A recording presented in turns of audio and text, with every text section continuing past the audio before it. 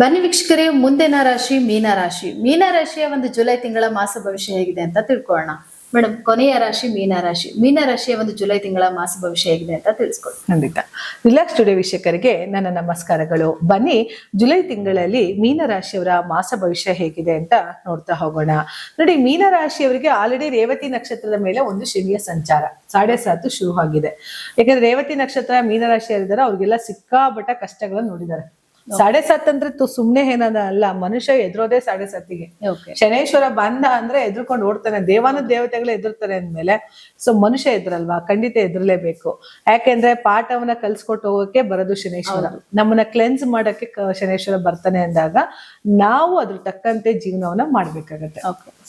ಆದ್ರೆ ಒಂದು ಶನೇಶ್ವರ ಯಾವ್ದೇ ಕಾರಣಕ್ಕೂ ಪಾಠ ಕಲ್ಸಿ ಬೀದಿಗೆ ಬಿಡಲ್ಲ. ಹೌದು, ನಮ್ಮನ್ನು ತೂಗಿಸ್ತಾನೆ, ಕಷ್ಟನೋ ಸುಖನೋ ಒಂದ್ ಕಡೆ ತೂಗಿಸ್ತಾ ಹೋಗ್ತಾನೆ.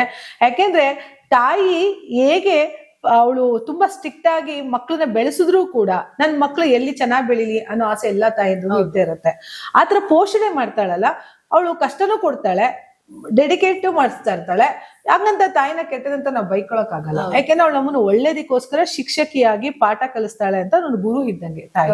ಅದೇ ತರ ನಮ್ಮ ಶನಿ ಪರಮಾತ್ಮನು ಕೂಡ ನಮಗೆ ಪಾಠ ಕಲಿಸ್ತಾನೆ ಅಂದಾಗ ಪ್ರತಿಯೊಂದರಲ್ಲೂ ಕೂಡ ನಾವು ಪಾಠ ಕಲಿಬೇಕಾಗತ್ತೆ ವೀಕ್ಷಕರೇ. ಶನೇಶ್ವರ ರೇವತಿ ನಕ್ಷತ್ರ ಮೀನರಾಶಿ ಮೇಲೆ ಇದ್ದಾನೆ ಅಂತಂದ್ರೆ ಸುಮ್ನೆ ಅಲ್ಲ. ಯಾಕಂದ್ರೆ ನಿಮ್ಮ ಒಂದು 11ನೇ ಮನೆ ಅಧಿಪತಿ ಮೀನರಾಶಿಯವರಿಗೆ 11th ಹೌಸ್ ಪ್ರಾಫಿಟ್ ಕೊಡೋ ಅಂತವನು ನಿಮ್ಮ ರಾಶಿ ಮೇಲೆ ಬಂದಿದ್ದಾನೆ. ಕೊಟ್ಟಿದ್ದನ್ನ ಕಸಿದ್ಕೊಂಡಿದ್ದಾನೆ. ಏನೆಲ್ಲ ಕೊಡ್ಬೇಕಿತ್ತೋ ಜೀವನದಲ್ಲಿ ಅದೆಲ್ಲ ಕಸ್ತಿ ಇಟ್ಕೊಂಡಿದ್ದಾನೆ. ಮತ್ತೆ ಅವನಿಂದ ವಾಪಸ್ ಪಡ್ಕೋಬೇಕಲ್ಲ. ಆ ವಾಪಸ್ ಪಡ್ಕೋಬೇಕಂದ್ರೆ ನೀವು ಯಾವ ಆದಿಲಿ ನಡೀತೀರಾ, ನೀವು ಯಾವ ದಾರಿಲಿ ನಡ್ಕೊಂಡು ಹೋಗ್ತಾ ಇದೀರಿ, ನಿಮ್ಮ ದಾರಿಯ ಆದಿ ಹೆಜ್ಜೆ ಏನು ಅನ್ನೋದ್ರ ಮೇಲೆ ಅವ್ನು ನಿಮ್ ಕಸ್ತಿದ್ದೆಲ್ಲ ವಾಪಸ್ ಕೊಡ್ತಾರೆ. ಇದ್ರ ಜೊತೆಗೆ ವಾಪಸ್ ಕೊಡೋದಲ್ಲ, ಇನ್ನೊಂದಷ್ಟು ಯಥೇಚ್ಛವಾಗಿ ಕೊಡ್ತಾ ಹೋಗ್ತಾರೆ. ಅದಕ್ಕೆ ಆ ದಶಾಭುಕ್ತಿ ಅನ್ನೋದೇನಿದೆ, 7.5 ಏನಿದೆ, ಇವೆಲ್ಲವೂ ಕೂಡ ಶನೇಶ್ವರ ನಮಗೆ ಪಾಠ ಕೊಡ್ತಾನೆ ಅನ್ನೋ ಕಾರಣಕ್ಕೇನೆ ನಾವು ದುಡಿಯುವಂತ ದುಡ್ಡಲ್ಲಿ 1 ರೂಪಾಯಿನ ದಾನ ಧರ್ಮ ಮಾಡಿ ಅಂತ ಹೇಳೋದು. ಹೌದು, ನಾನು 100 ರೂಪಾಯಿನ 100 ರೂಪಾಯಿ ದಾನ ಮಾಡಿ ಅಂತ ಯಾರಿಗೂ ಹೇಳಲ್ಲ.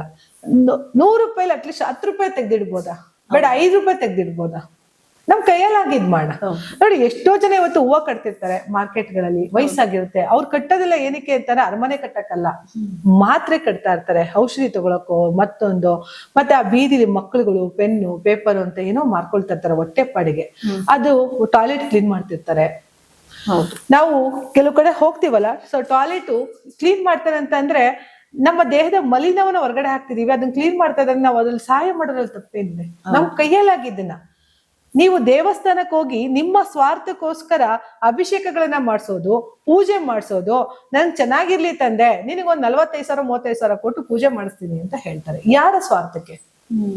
ನಿಮ್ಮ ಸ್ವಾರ್ಥಕ್ಕೆ, ನಿಮ್ ಜೀವನ ಚೆನ್ನಾಗಿರ್ಲಿ. ಅದನ್ನ ಬಿಟ್ಟು ಅದೇ 40,000 ರೂಪಾಯಿ ಯಾರಿಗೆ ದಶಾಭುಕ್ತಿಗಳು ಏನಿದೆ ಅದಕ್ಕೆ ಪರಿಹಾರ ಮಾಡ್ಕೊಳ್ಳಿ, ಇಲ್ಲ ಅಂತ ಹೇಳಲ್ಲ.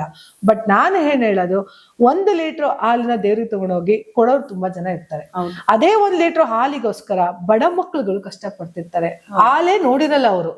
ಯಾಕಂದ್ರೆ ಇವತ್ತಿಗೆ ಲೀಟರ್ 27 ರೂಪಾಯಿ 28 ರೂಪಾಯಿ ಅರ್ಧ ಲೀಟರ್ ಹಾಲಿದೆ. ಅಂತ ಹಾಲನ್ನ ಬಡ ಮಕ್ಕಳಿಗೆ ಕೊಡ್ತಾ ಬನ್ನಿ. ನೋಡಿ, ಶನಿ ಹೇಳೋದೇ ಅದೇ ಪಾಠನ. ದಾನ ಧರ್ಮದಲ್ಲಿ ಎತ್ತಿದ ಕೈನ ನೀವು ತೋರ್ಸಿದ್ರೆ ಅಂತ ಮನೆ ಯಾವತ್ತೂ ಹಾಳಾಗಲ್ಲ. ಅದಕ್ಕೆ ಇವತ್ತು ಕೂಡ ಅನ್ನದಾಸೋಹ ಆಗುವಂತ ದೇವಸ್ಥಾನಗಳು ಇಲ್ಲಿವರೆಗೂ ಮುಚ್ಚಿಲ್ಲ. ಎಂತ ಕರೋನಾ ಟೈಮಲ್ಲಿ ಕೂಡ ಮುಚ್ಚಿಲ್ಲ. ಇವತ್ತು ಧರ್ಮಸ್ಥಳ ನೋಡ್ಕೊಳ್ಳಿ, ಕೊಲ್ಲೂರು ಮೂಕಾಂಬಿಕೆ ನೋಡ್ಕೊಳ್ಳಿ, ಶೃಂಗೇರಿ ಶಾರದಮ್ಮ ಟೆಂಪಲ್ ನೋಡ್ಕೊಳ್ಳಿ, ಪ್ರತಿ ಟೆಂಪಲ್ ಎಲ್ಲಿ ದಾಸೋಹ ಆಗುತ್ತೋ ಅಲ್ಲಿ ದೇವಸ್ಥಾನ ಬಾಗಿಲುಗಳು ಮುಚ್ಚಿಲ್ಲ. ಅಂತಹ ಕರೋನಾ ಟೈಮಲ್ಲೂ ಕೂಡ ಅನ್ನದಾನ ಮಾಡ್ತಿದ್ದಾರೆ ಅಂತಂದ್ರೆ ದೇವರು ಯಾವುದೇ ಕಾರಣಕ್ಕೂ ದಾನ ಮಾಡುವಂತಹ ಮನೆನ ಹಾಳು ಮಾಡೋಲ್ಲ. ಅದು ಕೆಲವ್ರದ್ದು ಎತ್ತಿ ಇರುತ್ತೆ, ಅತಿ ಆದ್ರೆ ಅಮೃತನ ವಿಷ. ಮನೇಲಿನೆಲ್ಲ ಎತ್ಕೊಂಡೋಗಿ ಕತ್ಕೊಂಡೋಗಿ ಕೊಡಿ ಅಂತ ಹೇಳ್ತಾ ಇಲ್ಲ. ದಯವಿಟ್ಟು ದುಡಿಮೆಯಲ್ಲಿ, ನಿಮ್ಮ ದುಡಿಮೆಯ ಶ್ರಮದಲ್ಲಿ 1 ರೂಪಾಯಿನ, ಯಾಕಂದ್ರೆ ಪ್ರತಿಯೊಂದು ಶ್ರಮದ ಹಿಂದೆನೂ ಕರ್ಮದ ಫಲ ಇರುತ್ತೆ. ಹೌದು ಅಲ್ವಾ? ಎಲ್ಲವನ್ನೂ ನಾವು ಒಳ್ಳೆ ರೀತಿಯಲ್ಲೇ ಸಂಪಾದನೆ ಮಾಡಕ್ಕಾಗಲ್ಲ. ಒಬ್ಬ ವ್ಯಾಪಾರಿ ಮಾಡ್ಬೇಕಂದ್ರೆ ಅವನು ದ್ರೋಹ ಮಾಡೇ ಮಾಡಿರ್ತಾನೆ. ಹೌದು, ನಾನು ಬಿಸ್ನೆಸ್ ಮಾಡ್ಬೇಕಂದ್ರೆ ಅಲ್ಲಿ ದ್ರೋಹ ಮಾಡಿ ತಗೊಂಡಿರ್ತೀನಿ. ಅದೆಲ್ಲ ಕರ್ಮ.